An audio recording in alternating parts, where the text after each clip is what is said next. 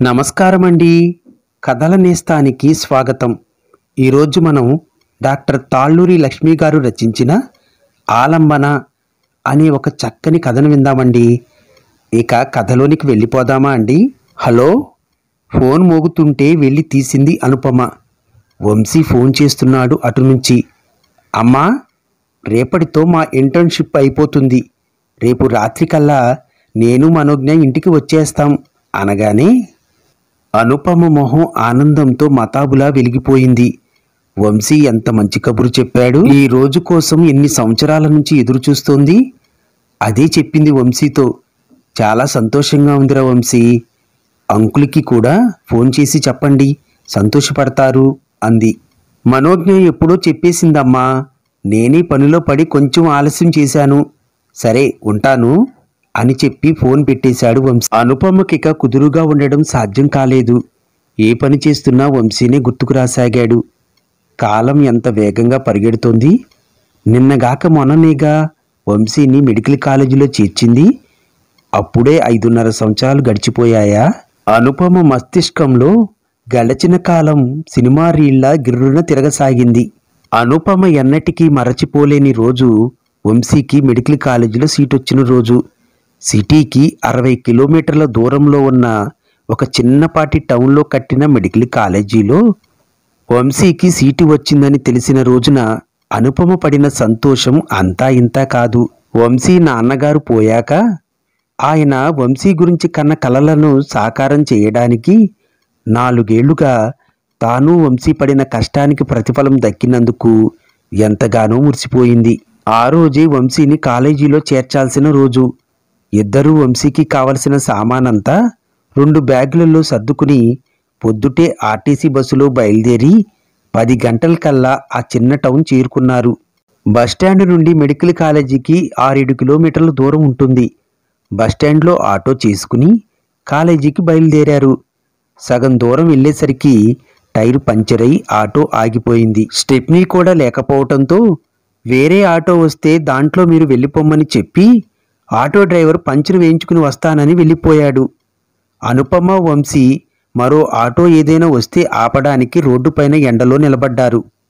ఎంతసేపటికి ఒక్క ఆటో కూడా రాకపోవటంతో ఏం చేద్దామా అని ఆలోచిస్తుండగా వారి పక్క నుంచే ఒక మెరూన్ రంగు కారు కొంచెం ముందుకు వెళ్ళి ఆగి మళ్ళీ రివర్స్ చేసుకుని వచ్చి వాళ్ల పక్కనే ఆగింది.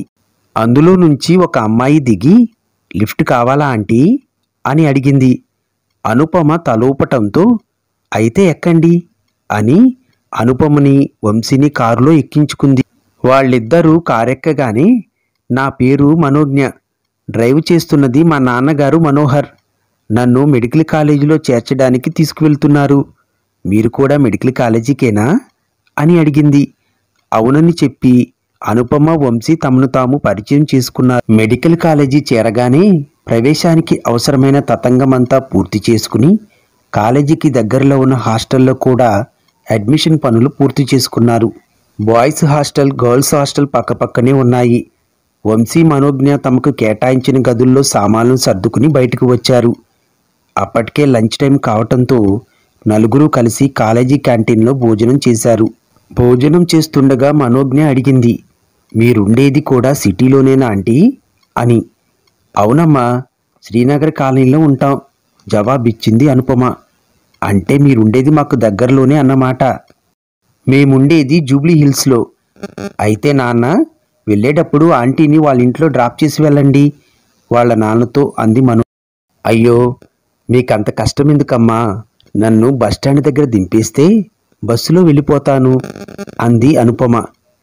అంతవరకు వాళ్ళ మాటల్లో ఎక్కువగా కల్పించుకొని మనోహర్, ఇందులో కష్టమేముందండి, నేనిటు సిటీకేగా వెళ్తోంది.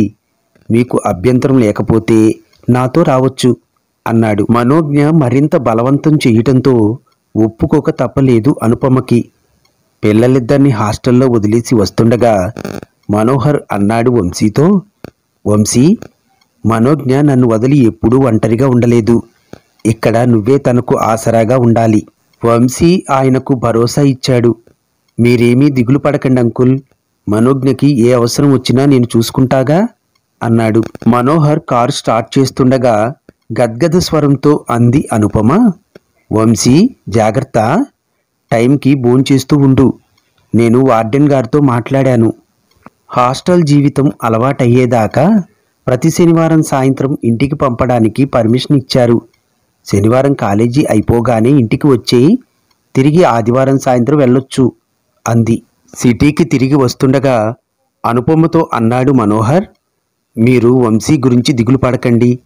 నేను ఎలాగూ ప్రతి శనివారం మనోజ్ఞను తీసుకురావడానికి కాలేజీకి వెళ్తాను. తనతో పాటు వంశీని కూడా తీసుకొచ్చి తిరిగి సోమవారం పొద్దున్నే కాలేజీలో దింపేస్తాను. థ్యాంక్స్ అండి. మీకు ఎలా కృతజ్ఞతలు చెప్పుకోవాలో తెలియటం లేదు. గుండెల్లో నుండి కొండంత భారాన్ని తీసేసినట్టుగా ఉంది మనస్ఫూర్తిగా అంది అనుపమ. కొద్దిసేపయ్యాక తిరిగి మనోహరే అన్నాడు. వంశీ నాన్నగారు ఊళ్ళో లేరా? కాలేజీకి రాలేదు? ఒకసారి గాఢంగా ఊపిరి పీల్చుకుని బదులిచ్చింది అనుపమ. ఆయన లేరు. 4 ఏళ్ల క్రితం యాక్సిడెంట్లో చనిపోయారు.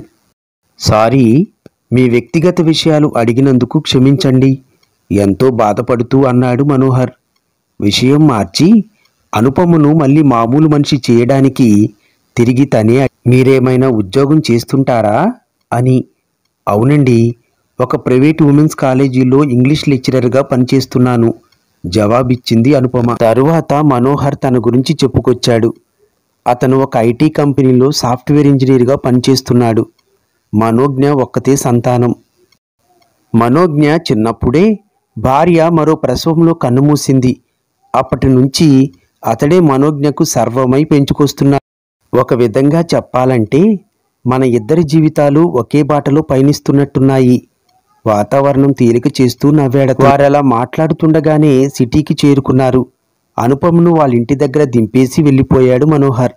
వంశీ మనోజ్ఞ మెడిసిన్ 3వ సంవత్సరం పూర్తయి సెలవులకు ఇంటికొచ్చినప్పుడు మనోజ్ఞ ఇంట్లో కూర్చుని విసుగు పుడుతుందంటే మనోహర్ మనోజ్ఞను ఊటీకి తీసుకువెళ్ళడానికి ప్లాన్ చేశాడు. అయితే మనోజ్ఞ పట్టుపట్టి తమతో పాటు వంశీ అనుపమలు కూడా వచ్చేటట్లు చేసింది.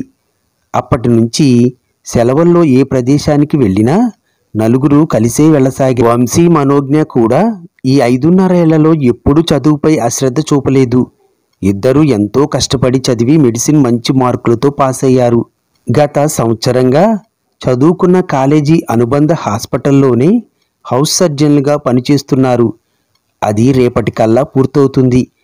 ఇక పూర్తి స్థాయి డాక్టర్లుగా పనిచేయవచ్చు. ఆహ్లాదకరమైన గతంలో నుంచి బయటకొచ్చిన అనుపమ మనసు దూదిపింజల గాలిలో తేలిపోసాగింది.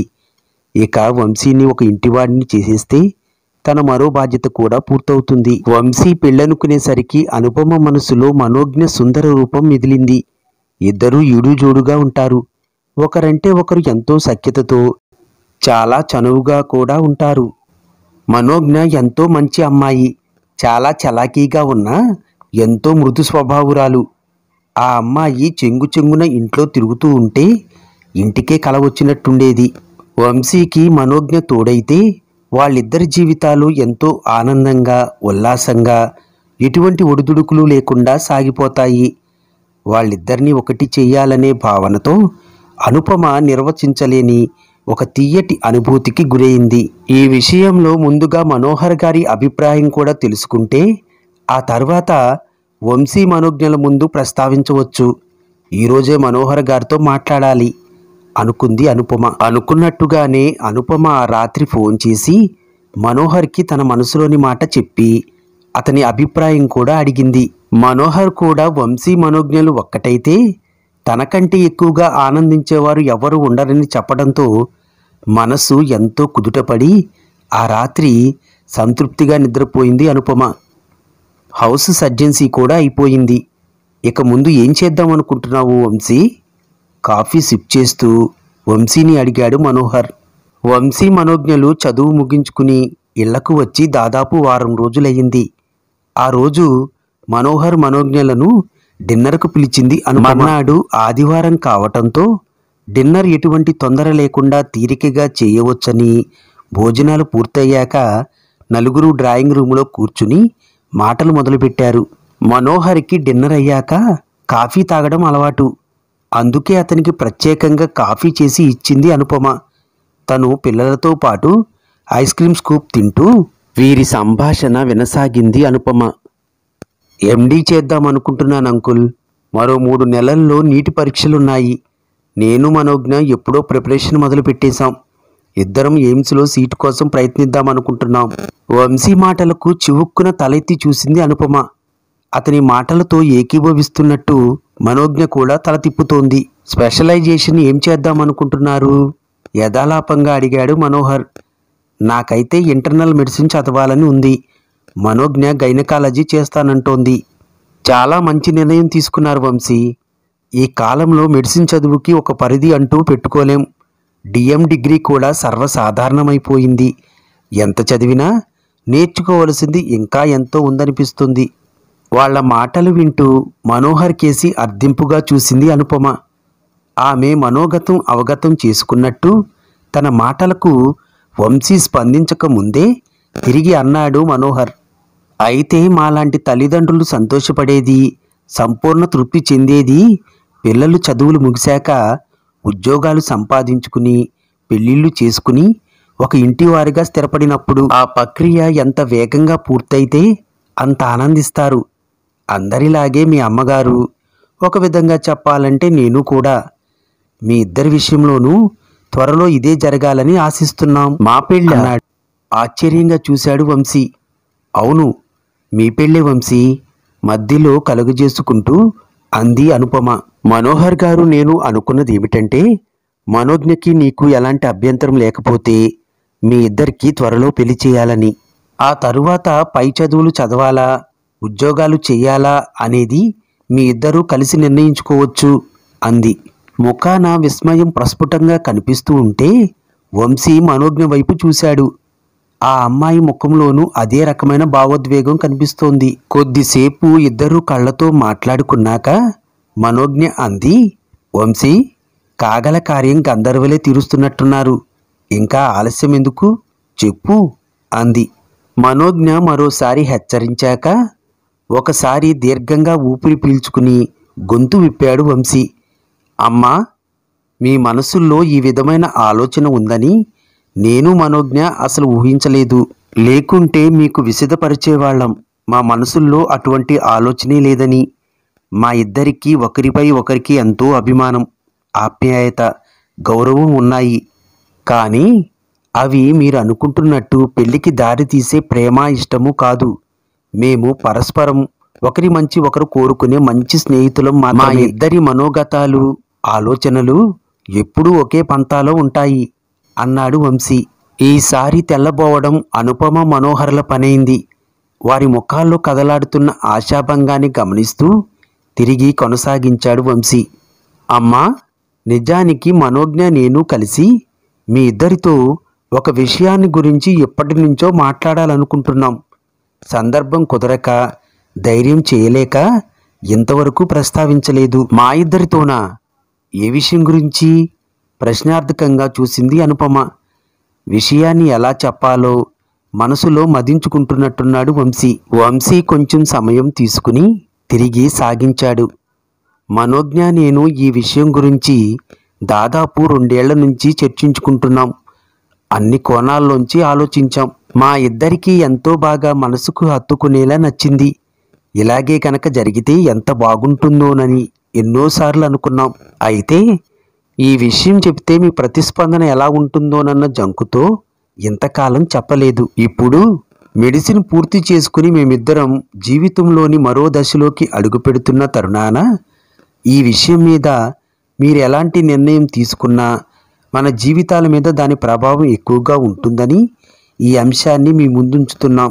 మీరు ఎలాంటి నిర్ణయం తీసుకున్నా మాకు సమ్మతమే. అయితే సానుకూలంగా నిర్ణయం తీసుకుంటే మటుకు మేమెంతో సంతోషిస్తాం. ఇక సాగదీయక అసలు విషయం ఏంటో చెప్పరా బాబు, ఈ ఉత్కంఠ భరించలేకపోతున్నాను కొద్దిగా అసహనంతో కూడిన కంఠంతో అంది అనుపమ. నేను చెబుతానాంటీ, ముందుకొచ్చింది మనోజ్ఞ. వంశీ నేను ఎంతగానో కోరుకునేది, అభిలషించేది ఏమిటంటే మీరు నాన్నగారు పెళ్లి చేసుకుని దంపతులవడం, మీ జీవితాలను నందనవనాలుగా చేసుకుని హాయిగా జీవించడం. ఏమిటి? మనోజ్ఞ చెప్పడం పూర్తి కాకముందే ఏకకంఠంతో అరిచారు అనుపమ మనోహర్లు. అప్పటికే అనుపమ ముఖం రంగులు మారడం ప్రారంభించింది. ఒక విధమైన చెప్పలేని సిగ్గుతో, లజ్జతో, అభిమానంతో. అవును అంకుల్, మీరు విన్నది నిజమే. మేమిద్దరం మనసారా కోరుకునేది మీరిద్దరూ ఒక్కటై ఆనందంగా ఒకరికొకరు తోడు నీడై జీవించాలని అన్నాడు వంశీ. మనోహర్కి ఏం మాట్లాడాలో పాలుపోలేదు. ఎంతో ప్రయత్నం మీద అన్నాడు, అది కాదు వంశీ, ఈ వయసులో మాకు పెళ్ళేంటి? అదేంటి అంకుల్ అలా అంటారు? ఇప్పుడు మీ వయసు ఎంత మించిపోయిందని? అమ్మకి 46 దాటలేదు, మీకు 50 దాటలేదు. కనీసం 30 ఏళ్ల జీవితం ఉంది మీ ముందర. ఇలా ఒంటరిగా ఎంతకాలం గడుపుతారు?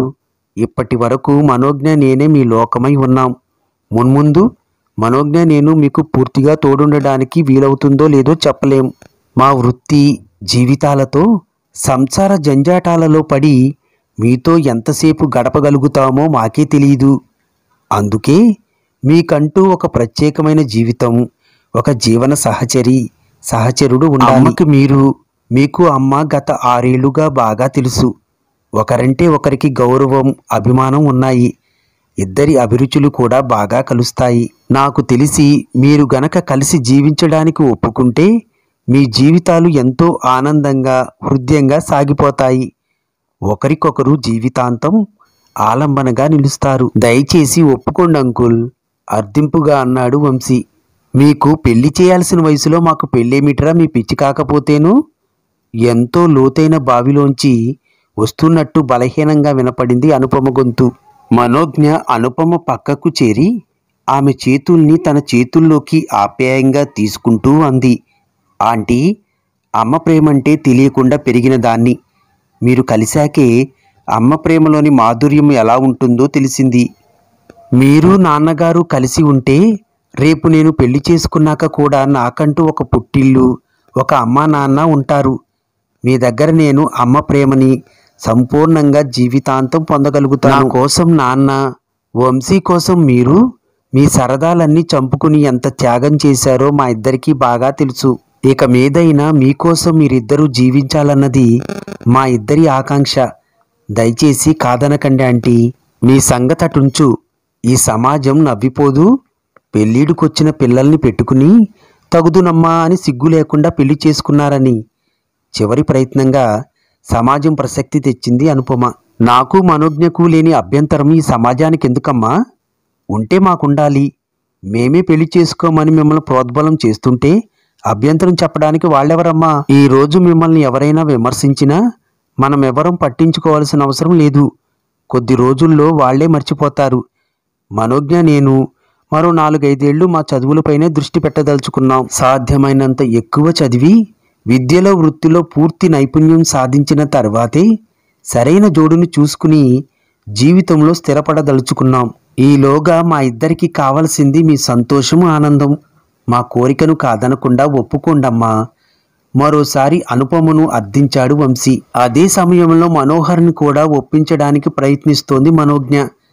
ఏం మాట్లాడాలో తెలియక యాదృచ్ఛికంగా మనోహర్ వైపు చూసింది అనుపమ. ఏం చేద్దామన్నట్లు. అతని కళ్ళల్లో లీలగా కనబడుతున్న అంగీకార భావం చూసి అప్రయత్నంగా వంశీ మాటలకు తల ఊపింది, తన ఒప్పుదలను సూచిస్తూ. ఆమె తలూపగానే గట్టిగా అరిచాడు వంశీ, మనో, అమ్మ ఒప్పేసుకుంది అని. అతని కేక వినగానే మనోజ్ఞ ఒక్క ఉదుటున అనుపమ పక్కకు చేరి థ్యాంక్యూ ఆంటీ, థ్యాంక్యూ అంటూ అనుపమను పట్టుకుని కుదిపేసింది గట్టిగా కౌగిలించుకుని. అనుపమ ఎర్రబారిన ముఖంతో సిగ్గుల మొలకే అయింది. మనో, అంకులు ఇంకా ఏమీ చెప్పలేదు? సందేహం వెల్లబుచ్చాడు వంశీ. నాన్న అంగీకారమా? అమ్మ సరే అన్నాక ఆయన ఒప్పుదల ఎవరికి కావాలి? అయినా నా మాట కాదనే ధైర్యం ఉందా ఆయన గారికి?